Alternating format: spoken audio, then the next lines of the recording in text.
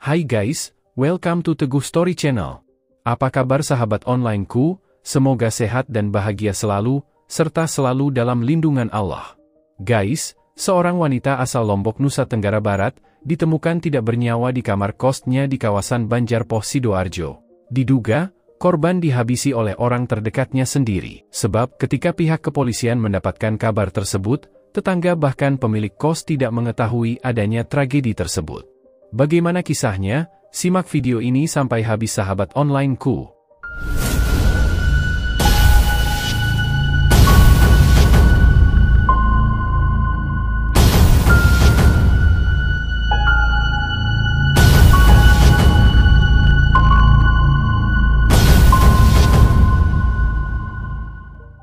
Minggu, 4 Agustus 2024.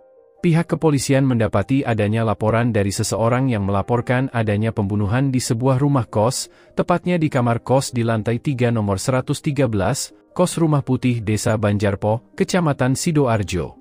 Dengan adanya laporan tersebut, pihak kepolisian segera mendatangi TKP guna memastikan adanya laporan yang diterima. Setibanya di sana, pihak kepolisian menemui penjaga kos bernama Wahyu, dan menceritakan semua laporan yang diterima oleh pihak kepolisian. Namun, kedatangan polisi di sana justru membuat penjaga kos dan penghuni kos lainnya merasa sangat terkejut, sebab mereka tidak mengetahui peristiwa yang terjadi di rumah kos tersebut. Awalnya, polisi menduga jika laporan yang diterima berasal dari salah satu penghuni kos. Akan tetapi, ternyata mereka tidak mengetahui yang terjadi sebenarnya, dan dari sini, pihak kepolisian menduga jika yang membuat laporan tersebut adalah orang terdekat korban. Selanjutnya, setelah beberapa saat mereka berbincang, penjaga kos lanjut mengantarkan pihak kepolisian ke lantai 3 kamar nomor 113. Setibanya di kamar itu, Wahyu si penjaga kos, mencoba untuk mengetuk pintu kamar, akan tetapi tidak ada jawaban dari dalam. Dan ketika penjaga kos mencoba untuk membuka pintu, ternyata pintunya dalam keadaan terkunci. Selanjutnya, penjaga kos lantas mengambil kunci cadangan untuk membuka pintu kamar tersebut. Dan setelah pintu berhasil dibuka, mereka dikejutkan dengan sosok seorang wanita yang diduga sudah tidak bernyawa di dalam kamar tersebut. Berdasarkan informasi dari pemilik kos, wanita tersebut diketahui bernama Tiar Aprilia Anindita, atau biasa dipanggil Tia, berusia 24 tahun. Diketahui Tiar Aprilia Anindita merupakan wanita asal Lombok, Provinsi Nusa Tenggara Barat. Sebelumnya, Tia sudah pernah menikah, akan tetapi pernikahannya itu harus kandas di tengah jalan. Dari pernikahannya itu, Tia dikaruniai seorang anak yang masih kecil. Dan setelah ia resmi berpisah dengan mantan suaminya, Tia memutuskan untuk mengadu nasib di Jawa Timur, tepatnya di daerah Sidoarjo. Sementara anaknya ia titipkan kepada keluarganya di Lombok. Di sana, Tia bekerja sebagai lady companion atau seorang pemandu lagu di tempat karaoke. Singkat cerita, pada bulan Januari 2023, Tia berkenalan dengan seorang pria bernama Ervan Nurmansyah berusia 31 tahun asal Jombang, namun karena pekerjaan mengharuskan Ervan tinggal di Sidoarjo. Diketahui Ervan bekerja di salah satu bank di Sidoarjo. Singkat cerita, setelah 1 tahun menjalin hubungan, pada bulan Januari 2024, Tia dan Ervan memutuskan untuk berpacaran. Selanjutnya, keduanya pun kerap menghabiskan waktu bersama dan hubungan mereka juga semakin intens. Lalu pada bulan April 2024, Tia memutuskan untuk pindah ke sebuah kos elit yang berada di Desa Banjarpoh, Kecamatan Sidoarjo, tepatnya di kamar kos nomor 113. Di kos tersebut, Tia dan Ervan tinggal bersama satu kamar. Selama tinggal bersama, keduanya pun hidup tampak harmonis layaknya sepasang suami istri. Berbagai rintangan mereka lalui bersama, mulai dari masalah percintaan hingga masalah ekonomi. Bahkan, Ervan juga ikut membantu kebutuhan anak Tia yang berada di Lombok. Akan tetapi, hubungan yang mereka jalin selama ini ternyata tidak selamanya berjalan dengan baik. Di mana saat itu, Minggu 4 Agustus 2024 sekira pukul 5 sore, Tia dan Ervan sedang bersantai di dalam kamar kosnya sembari mengobrol membicarakan masalah yang sedang mereka hadapi. Dan ternyata, mereka sedang mengalami masalah keuangan. Ditambah lagi, mereka juga harus mengirimkan sejumlah uang untuk kebutuhan anak Tia. Saat itu, mereka benar-benar dilanda masalah. Dan dari sinilah masalah besar terjadi di antara mereka. Karena saking peningnya akan masalah mereka, Ervan lantas menyarankan untuk menjual ponsel miliknya untuk jatah kebutuhan anak Tia. Akan tetapi, Tia hanya diam dan tidak menjawab. Awalnya, Tia tidak menyetujui niat Ervan tersebut, namun setelah Ervan memberikan pengertian kepada Tia, Tia pun menyetujuinya. Akan tetapi, Tia memberikan respon dengan melemparkan ponsel itu ke wajah Ervan sehingga membuat Ervan emosi. Ervan merasa tidak terima dengan perlakuan Tia tersebut, ia yang berniat baik justru mendapatkan perlakuan seperti itu dari Tia.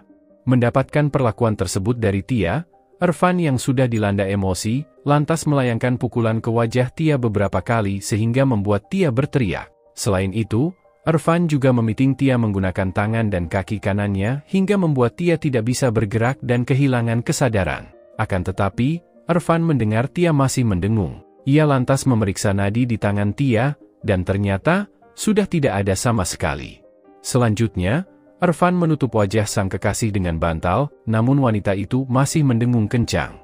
Ervan kemudian mengambil sebuah kain, lalu melilitkannya di leher Tia, hingga membuatnya tak berdaya.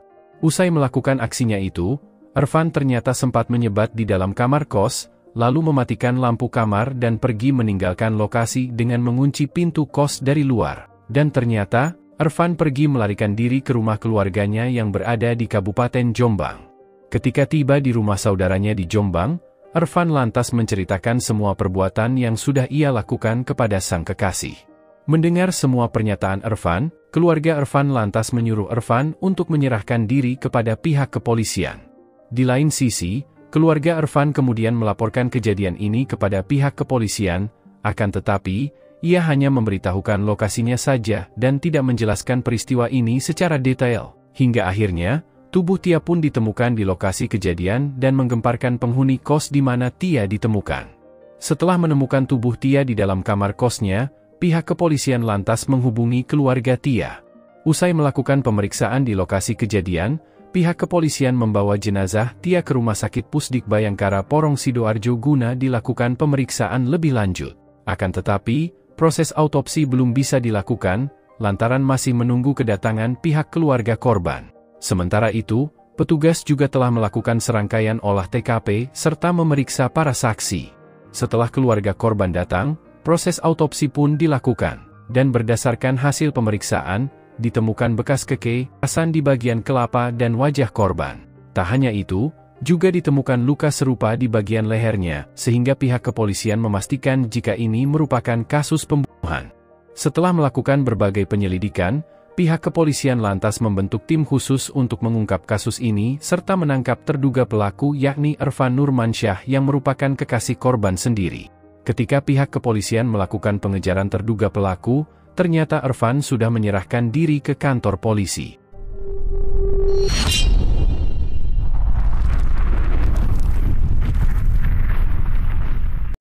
Setelah Ervan menyerahkan diri, pihak kepolisian lantas mengamankan Ervan serta barang bukti berupa pakaian korban, sebuah kain, serta 2 buah ponsel milik pelaku dan korban. Atas perbuatan yang sudah dilakukannya, Ervan dikenakan pasal 338 Junto pasal 351 ayat 3 KUHP tentang penganiayaan yang menyebabkan kematian, dengan ancaman hukuman penjara maksimal selama 15 tahun. Sekian dari kisah ini, bagaimana menurut sahabat onlineku tentang kasus ini? Bisa komen di bawah, dan semoga kita bisa mengambil hikmah dari kasus yang aku bawakan hari ini. Bagi yang belum subscribe bisa tekan tombol subscribe, like, komen, dan share, serta nyalakan lonceng notifikasinya, agar sahabat onlineku tidak ketinggalan video dari aku selanjutnya. Tetap jaga kesehatan, berhati-hati dalam setiap aktivitas. Dan juga yang mau request tentang kasus-kasus yang ingin aku bawakan, bisa DM di Instagram Teguh Story Channel, atau bisa juga komen di bawah. Sampai jumpa lagi di video selanjutnya. Terima kasih.